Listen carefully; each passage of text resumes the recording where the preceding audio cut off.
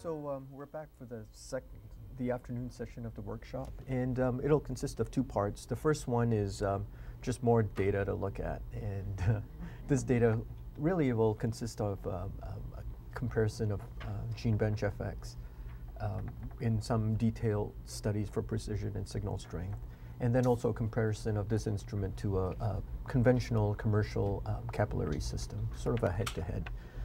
And then following it, so through this this first part of the presentation, feel free to ask questions and comments. I'd love to have a discussion going. And then after this, in the second part, we'll just go to the lab. After this is done, we'll have a break and then go to the lab. And that'll be the demo portion where you'll get to see the instrument and see how it operates and get touch and feel it. So in terms of Genebench performance, we have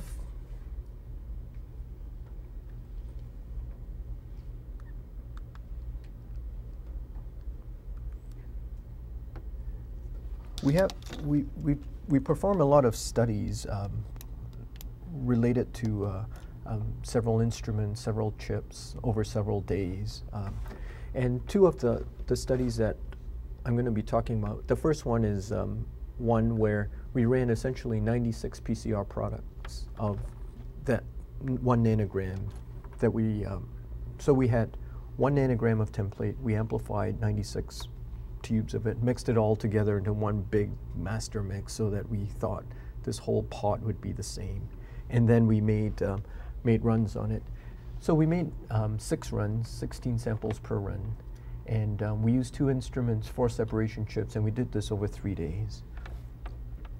And really the key goal for this project or this analysis was to see how reproducible the instrument was from day to day, from separation chip to separation chip, and then also from instrument to instrument. As I said, it's 1 nanogram of DNA template 9947, and then this is the typical formulation that we use for mixing the samples. Mixing the samples to form the product that we'll insert into the chip. So in terms of this experiment, I didn't want to present a whole bunch of slides and data. So from the precision side of things, what we did was we had 9947. As you know, there are a given number of alleles for 9947. So we analyzed each of the alleles with respect to the others on the same chip, and then in terms of physical sizing that the instrument gave. And then for across all of the 96 samples. And then in terms of precision, what we observed for all of these 96 samples across the 4 chips and so on and so forth is that we had a plus or minus 0.2 base pair maximum deviation across all of these 96 samples. And this bodes well for us because it essentially means 2 things. One is that we can hold a very tight precision on the instrument. And part of the reason, and you'll see why, that we can hold a tight precision on the instrument is because it's microfluidic. You knew that I was going to say that anyway, right? But no, it's because it's microfluidic. And the reason for that is when you have a microfluidic chip, what you have is a chip, physical chip. It's flat, it's thin. And the instrument is built such that the chip chamber has a heater plate as the base of the chamber. So what you have is a heater plate in the chip chamber, and you have your microfluidic chip, and it gets put on top of the heater plate and it's clamped down. So you have really intimate contact between the chip and the heater plate. In addition to that, as you'll see in the demonstration, the chamber is closed. So it essentially shields it from environmental perturbations, you know, your air conditioning or if people walk into the room and there's airflow and so on and so forth. So what ends up happening is that the temperature control of the sieving matrix, which is really the critical part about keeping precision, over different environmental conditions is stable. And that really gives us this plus or minus 0.2 base pair deviation for each of the alleles over all of the runs. And that's really important. there have been some demonstrations that we've done where we've actually had to bring the machine and put it in front of some air conditioning units, so they're relatively big. And these units would blow cold air onto the machine, or they'd shut off, and then there wouldn't be any air. And in all these cases, the precision on this instrument is essentially the same, owing to this plus or minus point, owing to this design of microfluidics. So that's really one of the big advantages of this type of microfluidic platform over the capillaries, where you have kind of an oven-like system to heat the capillaries. And then in terms of the signal strength, and this may not be as critical, I think, for use in the labs, and that is for the 96 samples, what we see is a CV of signal strengths for each of the alleles of anywhere from 0.05 to 0.25. And what that means, CV by definition is the standard deviation over the average signal strengths. So what we did was 8 runs. So we had 96 samples worth of alleles. And for each of the alleles, for all of the runs, we'd figure out the signal strength, the average signal strength, and the standard deviation of the signal strengths for each allele. And for some alleles, we have a CV of 5, which is a 0.05, which is really good for a quantification tool. And for some alleles, we had a CV of 0.25, which is good enough for allele calling, and it's quite similar to commercial systems, but not something you would quantify with. But all in all, for the Genebench instrument, in terms of signal strength variation, the CV is on average 0.15, which is sufficient and good enough for all of the allele calling STR generation work. The conclusion on this is that both in terms of precision and the signal strength, because of the microfluidic nature and the way we designed the microfluidic chip, coupled it to the chamber, we can generate relatively high precisions for separations and good control over signal strengths. The second set of experiments that we did was really a comparison of performance of Genebench to a commercial instrument. And the summary of this experiment was that we were fortunate to get a set of samples that had already been characterized. And this same set of, so the PCR product from this set of samples was run on a commercial instrument, and then the other half of it was sent over to us so that we could run them on the instrument. And what it consisted of was running them on one instrument. We had 4 separation chips, and we ran these over 5 days. And we had PCR products from samples, including positive controls, at template levels that were characterized from 0.1 to 6 nanograms. We had negative controls. We had mock casework samples, mixed samples, allelic ladders. And in total, we had 23 runs, and there were approximately 368 samples that were run in total. So for this experiment, the first thing we did was the template versus success rates. And for this particular chart, the success rate, the allele calling software that was used was sort of a standard software, but the analysts would do manual interpretation of the software. So they could filter out bad calls or oddities. And in this case, according to the rules of the lab. So in this case, what we see is that for 0.1 nanograms of PCR template, we can get full profiles, say 95% of the time, and then partial profiles for the rest. But then from 0.25 nanograms and above, we get full profiles according to the forensically relevant guidelines of that lab. Then the same set of data was interpreted by an expert system. So in this case, the interpretation rules were essentially programmed into the system. You just crank it through, and you would get out results. And in terms of this, the data that we used, which was the same as what was generated in the first chart, the success rates are as follows. So for 0.1 nanogram, the expert system was calling almost, let's say, 38% full profiles and 95% of partially databaseable profiles. So all of these could be databased. And then for about 5% of them were just partial profiles, but not databaseable. From 0.25 nanograms and up, using the fully automated allele calling software, all of the profiles were databaseable, but only about 89% of them were full profiles.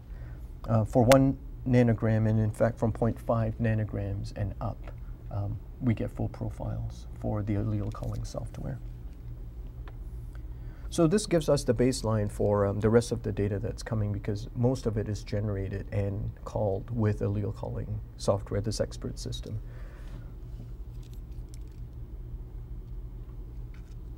So the first thing is success rates with 0.1 nanograms with fully automated allele calling. And the same samples are run on a commercial instrument and then on Genebench FX Series 100. You can see here for the commercial system, it gets 23 out of 27 samples that are partially databaseable based on this allele calling software. Of that, 2 of them were partial profiles, and then 2 of them were not callable or not usable at all. And this is the data that comes out of a commercial system. On Genebench, we get 10 out of 27 that are full profiles with this software, and then 26 out of 27 that were databaseable, so full profiles and partially databaseable, and then a partial profile to make 27. So the sort of the bottom line out of this chart is that Genebench, in terms of handling 0.1 nanograms compared to a commercial instrument, is able to generate more databaseable profiles. It's definitely able to generate more full profiles as well. On the commercial, is the injection time, you wouldn't know if it was like ran for a longer injection, or because you can on the commercial you can change the injection times. Right. I think this the profiles that were run with the standard conditions of this lab, so nothing was really adjusted in terms of whether low template DNA was used or high template DNA was used. And the same is true as well for Genebench. So regardless of template level, only one protocol for separation was used.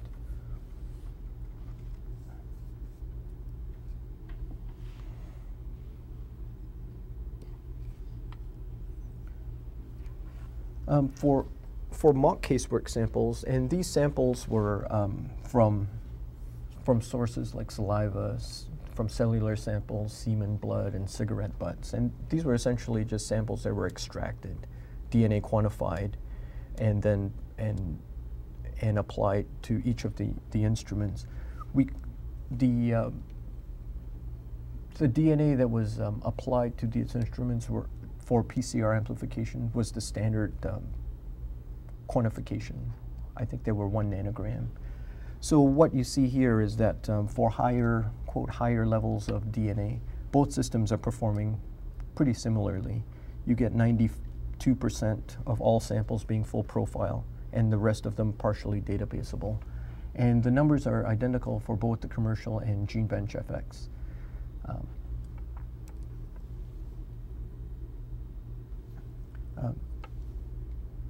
The reason some of we didn't get full profiles on both instruments is that some of the samples had issues as well with PCR amplification. But as you can see here, once you get past around 0.25 nanograms and up, both instruments are performing quite similarly in terms of yield.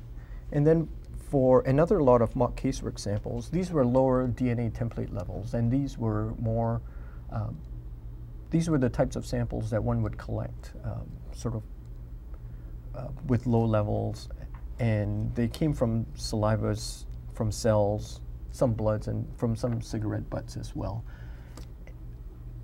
For the commercial instrument, we're able to get 4 out of 12 samples to be full profile, and then 9 out of 12 to be partially databaseable. For Genebench,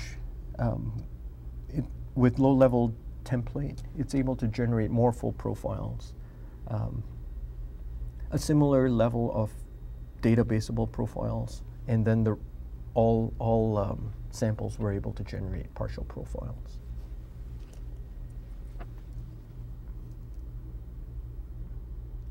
All of the amplification conditions for these, all these samples were standard as well. So they would be with the 25 microliter and run in a tube-based PCR instrument for the 2.5 hours.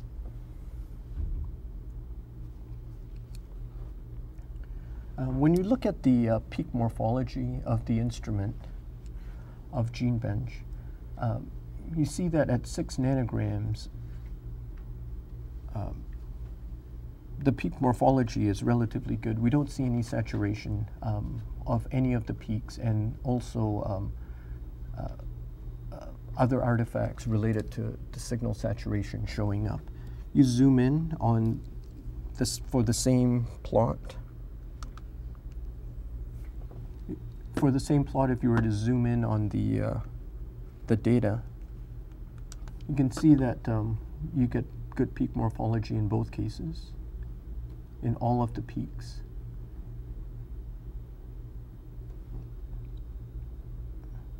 On a commercial instrument, the peak morphology, as you probably know, when you insert large amounts of DNA template into the PCR, starts to degrade, and you can see these flat topping, split peak effects. So that really just shows the template dynamic range of Genebench. And partly why that's important is the optimization that was performed on the instrument so that it would operate both from a low template level to a high template level. And in many cases, and in some cases, I should say, and I have to be a little bit careful when I say this, and in some cases, by having a large dynamic range, one is able to use normalization on an extraction kit so that you can get close to the DNA template level that you want without having to quantify. And that helps us for a couple of things. One is on the databasing types of samples where quantification is not necessarily required every time. By having good template dynamic range, one can just run them through without any worries of signal oddities or signal artifacts related to the detection system. And then with high sensitivity, which we've optimized the instrument to run on, we can use it for low-level template as well.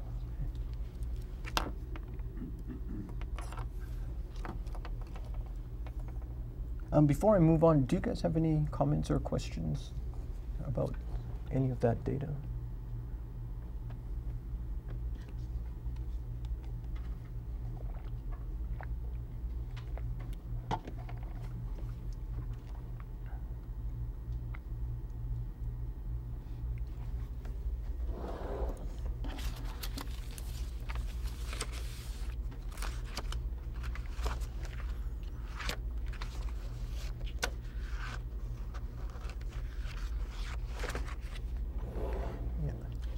So this last plot here is a comparison of the of Genebench, the NetBio biochip-based instrument for Tho1 9.3 and 10, and a commercial-based capillary system for the same alleles. And in terms of resolution, as we already had discussed, we optimized resolution for this instrument so that in terms of the resolution for Genebench, you see that we have very high peak to valley ratios for the 2 alleles, and compared with the commercial system, which is slightly poorer.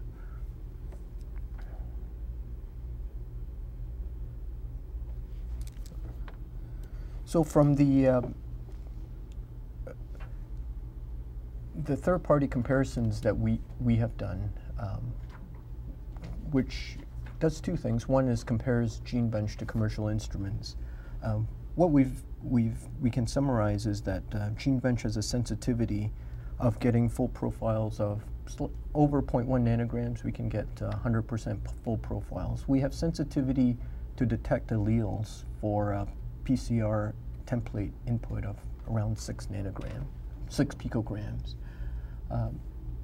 We have good resolution of 1, and the resolution number is 1.3, which is the peak to valley ratio that you see here.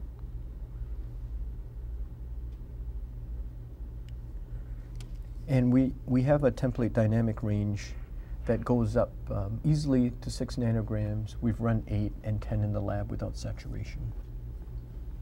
The precision on the instrument, based on the first experiment I had talked about, is plus or minus 0.2 base pairs, and that's over a number of chips, 4 chips, and 96 samples of the same. And we have currently achieved 15 minutes of separation to go up to 400 base pairs. In the lab, we can now achieve 15 minutes of separation to go to 500 base pairs. So all in all,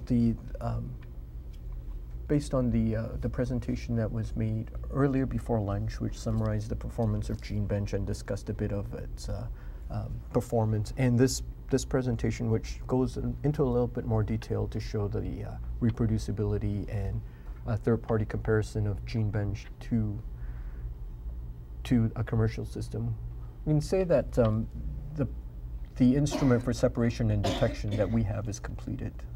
We do very little work now in developing this instrument and have been focusing our efforts in developing the other modules of the system.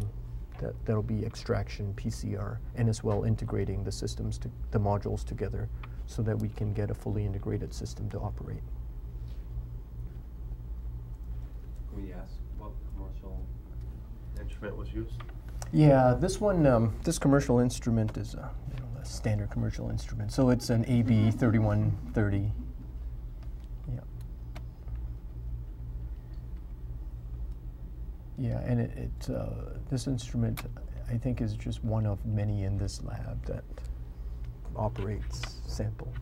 When you do sizing with the GS500 size standards, right, typically you drop 2 of the peaks in that size standard, the 250 base pair peak and 340.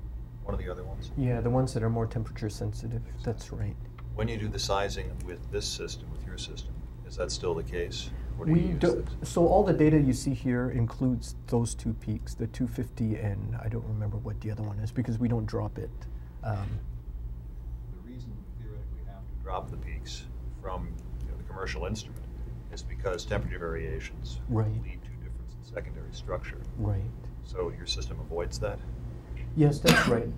So far, we operate our separations at 50 Celsius, and by doing that, the temperature variations don't seem to impact the sizing, and especially the alleles that are close to 250, where this really does matter.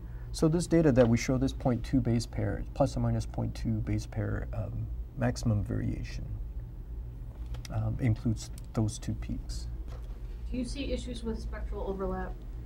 Yes, and I shouldn't say issues, but we do have spectral overlap.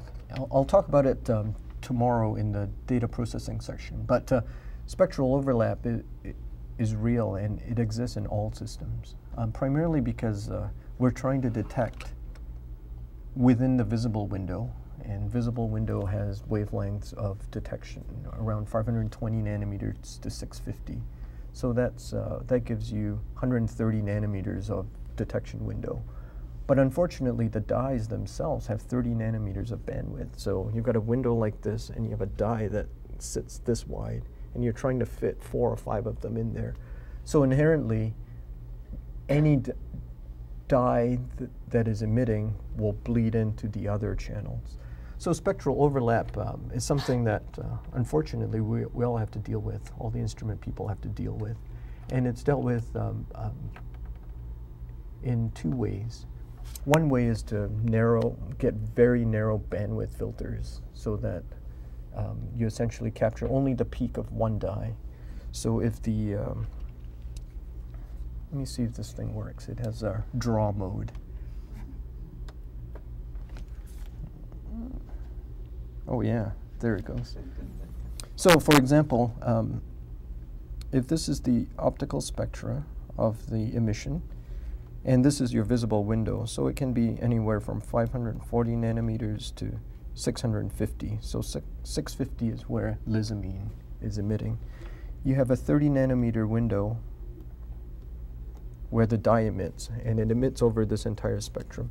So one way to get very sharp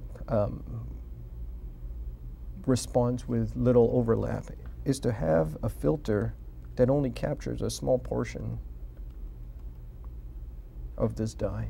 So that works really well, except as you narrow your window, you get very little signal coming through. So that's one trade-off. And then the other one, as you know, is matrix correction. So you take all your data, you run it through a DS, you know, if you're running Identifier, you run DS33, for example, through your instrument, work out a correction matrix, and then use that to apply towards all of your signals to come out with this, quote, dye-spaced correction. So we use both of these methods to accommodate or to address this dye color crossover issue.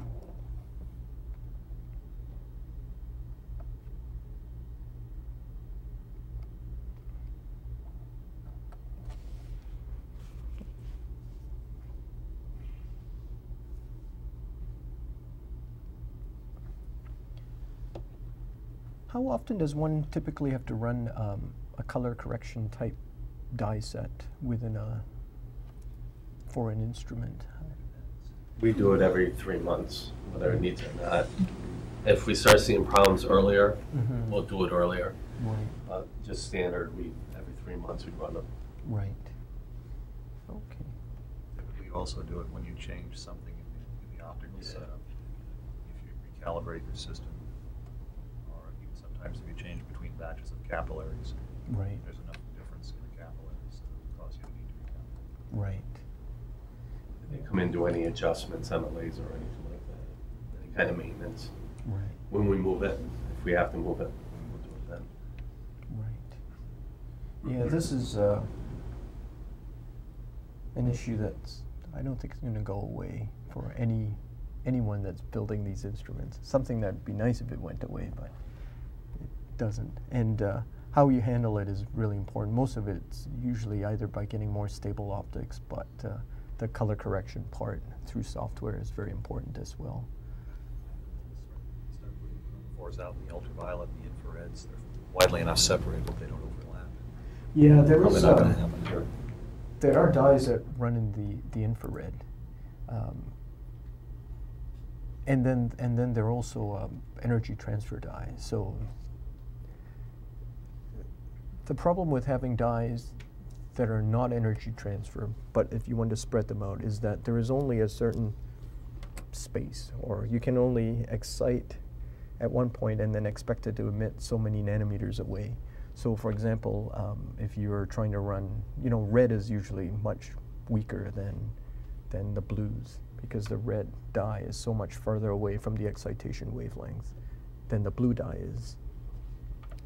So if you started going into the infrared type dyes, which really would space you out quite nicely, you'd end up having to choose probably 2 laser sources, one for your visible and then one for your infrared dyes. And there's always a trade-off, so we don't know what the right answer is, and that is we have to try to optimize our color correction, because adding extra instrumentation, even just the laser into the instrument so that you can now use infrared dyes, really will increase the complexity of the instrument. It just makes it less robust. Now you have 2 lasers to deal with, and then also 2 sets of optics to deal with as well. Have you seen any issues with capillary crosstalk? No, not in this, especially at high. So the one thing we worked on in terms of that specifically is to make sure that we don't have capillary crosstalk. And the test that we do to confirm this is to really, that's why we run 10 nanograms. So what we typically do is just have this zebra-like pattern. So capillary 1, we run 10 nanograms, then nothing in the second one, 10 nanograms, so on and so forth, on every other capillary, and we do it even and odd.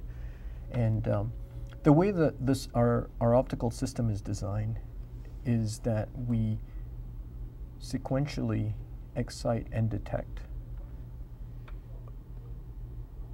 one lane at a time.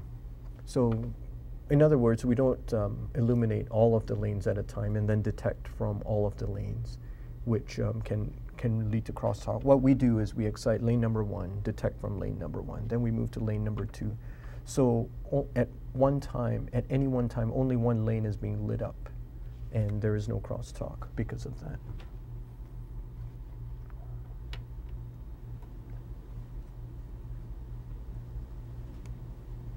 Will you talk tomorrow somewhat about challenges with the plastic chips, or have you not done much work with those? The plastic chips, we have plastic separation chips, and they perform essentially the same as the glass chips. The plastic chips, we're typically just essentially using them for our own internal development, coupling them to the integrated portion, the plastic PCR, the plastic extraction portion of the chips. In terms of the challenges of plastic chips, you know, they're the same as glass. The challenges are very similar, and that is, how do you get a good coating on the chips or the capillaries? They all either need to be coated prior to use or dynamically coated within the gel. So the plastic chip has the same requirements as well. The only difference is that in the plastic chip, the coatings are not as well known. So if you look at the glass capillaries, work was being done, you know, easily 20 or some years ago for coatings of DNA compatible coatings for glass chips. For plastic, very little work has been done, and we've been doing quite a bit of it internally and have come up with some coatings that work well. So in terms of plastic chips, that's the first challenge, is getting a coating. And then the second challenge with plastic chips, and these are general challenges, so if someone was to make a plastic chip, these would be the things you would want to address. The second challenge is background fluorescence. So with a glass chip, and that's mainly why initial work in biochip separation was done in glass. First of all, it was readily available, but secondly, glass has very low background fluorescence. You know, you shine a laser onto the glass, you don't see this yellow glow, which really just gets all fed back into your detector and it comes up as background. So for plastic separation, plastic is a little different. If you took a piece of plastic, you know, this cup or you know, plexiglass, and you shone the laser through, you would see the beam going through the plastic itself. So you'd see the laser, it would be green, but then as it hit the plastic, you would see it's a little orange glow that comes out. And all of that contributes to really poor signal to noise. So what we've addressed as well is how to reduce and eliminate the background fluorescence that comes from a plastic substrate. So that's the second challenge for the plastic that's key. And then the third one is, although it sounds easy, it isn't, and that is for glass, when you make the chips, you take two pieces of glass, you heat them up really high in temperature, and they fuse together. So you essentially make one solid piece of glass. You know, if you cut the glass, you couldn't see the interface, or you couldn't tell where the two pieces were bonded together. For plastic, there's a lot of work that we had to go through to make sure that we had a very good bond with the plastic. And the reason that's important, especially for separation, is the sieving matrix. You know, it takes some pressure to push through. So with a poor bonded chip, if you didn't have a good, well-bonded chip, then as you pushed your sieving matrix through the plastic chip, it would just delaminate. So those are sort of the initial three big challenges one would have to get through to get separations in plastic running. And then there are other ones that just pop up. You know, for example, plastic, if you heat it tends to warp. Glass doesn't. You have to deal with that in the chamber. So we've been working on the plastic chips for a number of years now, and I think we're at the point where we've seen almost all the issues that need to be addressed and have addressed them.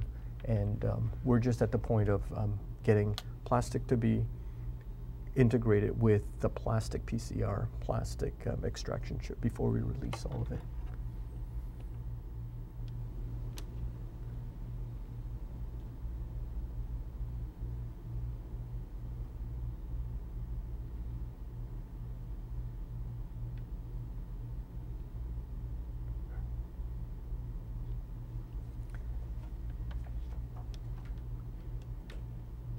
In terms of just kind of a general question about process flow through the lab. So from the time a sample comes in to the time the sample goes out, it's X number of hours or days or what have you. If you could speed up any of these processes and kind of rank them, I think. And speed up PCR would be better, or separation and so on and so forth. Where do you think the bottleneck in terms of a process from start to finish usually lies? Preparation. And for that, is it specifically the extraction of DNA? Is that the sample preparation you're talking about? Selecting the sample, getting it off of the matrix that it's in, and then getting the DNA out of it. By far the most time-consuming and labor-intensive parts of the process. I see. And this is even with, you know, the standard kits, the spin-type bind wash elute. Minimal robotics. Everything else is so highly automated nowadays and so standardized. Really, the value-added part of the analysis is the front end. That's where our analysts spend most of their time. I see. I see. And then, in terms of the separation and detection portion of the analysis, are there many repeats that have to be performed on the analysis, or is it usually, here's my set of samples, I make a run, and you know, if you've done your sample preparation right, and if you've got your system running right, usually you don't have repeats. Right. Every now and then there'll be an unavoidable artifact after a repeat sample. Right. You do have to duplicate your results, though, which is another. This is why I was asking about the volume, because you want to take that extract and also be able to say, you know, I can do it in another system and get the same results. Right. So that would depend on how much extract you have left after you went through the whole process, and then say I could duplicate this. It's not a contamination issue, or it wasn't a coincidence that that DNA profile appeared in that sample. I see. And could you duplicate the results by just inserting on two systems just the sample that you collected, or does it have to be DNA extract? You could do it by taking the extract and amplifying it twice, or you can just cut it twice too. But it also depends on how much you have to cut. Right. Okay.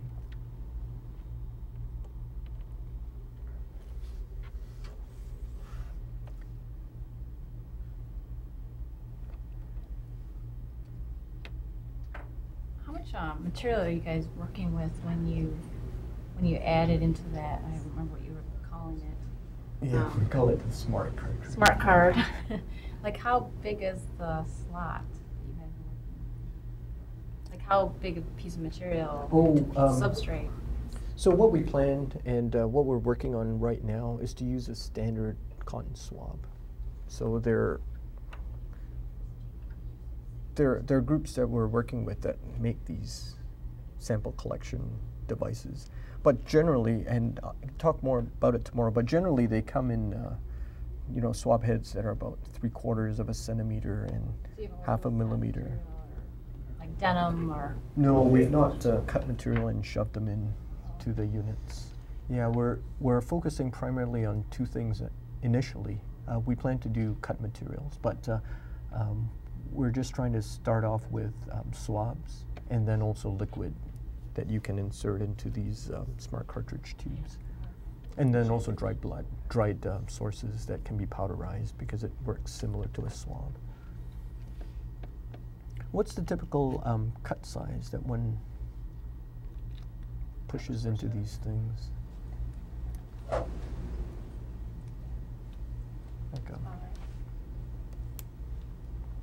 Or if it's a low sample, you might have multiple tubes or something. But right. that's not- About the size you can jam into a 1.5 Yeah. mil Yeah. Eppendorf I tube and guess still kinda be like through that, for right. about half a mil of Right. solvent. Okay. Yeah. But I was just thinking if you were doing high throughput type thing, we could, you know, put it directly, you know. Into yeah, that's right. So the chamber volume for each of the swab holders is approximately, it's not much more different than this 1.5 mil tube. Because we plan to have that swab and then put in between approximately 500 microliters of buffer to extract or remove the cells from the swabs. Now, have you done other substrates, like clothing, pieces of cloth, or are you using totally these swabs for all these tests? Right now we're just using the swabs. Swabs, and you're putting the whole swab in, so you're consuming the whole swab? Yeah, that's right. Yeah, not taking a piece of it. Right. Yeah, we're in the, that's right. Is smart cartridge separate from, in the final iteration of this that you're looking towards, is the smart cartridge separate, if you will, from the rest of the chip, or does it kind of sit on top of the chip, or? In the, I can show you.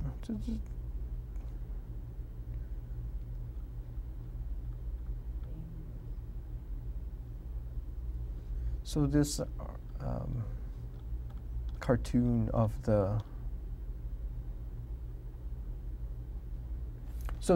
of the, the fully integrated instrument shows it. You'd have a sample, and this smart cartridge is an independent unit. And generally, the reason it's separate from the biochip is that you would have a different cartridge for a different type of application. So if you had swabs, you could use one. If you had, eventually, let's say if we wanted to use sexual assault samples, you would have a different cartridge. Because at the end of the day, in terms of the processing that the biochip has to do, it really only cares about give me so many microliters of cells, and I'll take care of it from then on, because it'll lyse, it'll extract DNA. This smart cartridge part is really the real world to the biochip, because the biochip has a very small hole, and the swabs are usually really big. You can't jam it in. So the smart cartridge is really a reformatting of whatever you collect, you know, swabs, sexual assault samples, or swatches, or what have you, into a format that you can then push into the biochip. So you could, in essence, push a portion of that liquid into the biochip and retain a portion back for subsequent analysis or retention in the laboratory. That's right. Yeah, that's right. That's a really important question. We're talking with people about this because I think it's important we address it one way or the other, you know, about whether there'll be samples retained for future analysis, and at what point these samples are retained, either at this smart cartridge or after DNA is extracted. Yeah, because that's common practice. We don't normally consume the whole thing. Right. Or we have extract left so that it can get re-amplified. Right. For duplication purposes. Right.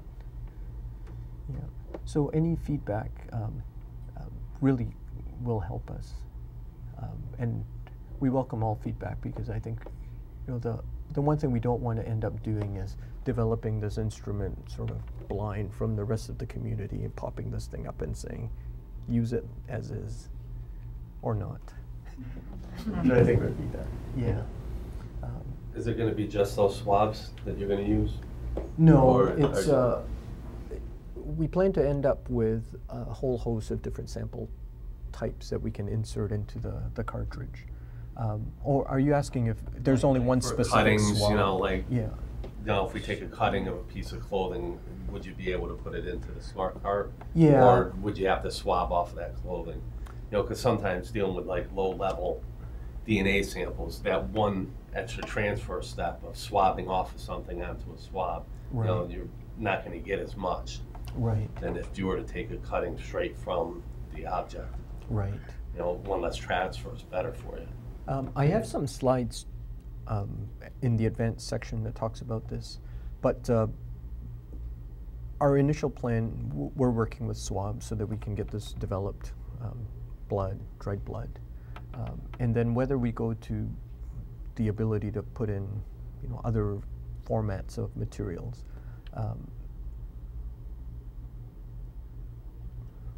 is going to be important. So I think we should talk about it more tomorrow, but it will be important, and that's something we want to make available, primarily because we want to make an instrument that's usable by the community.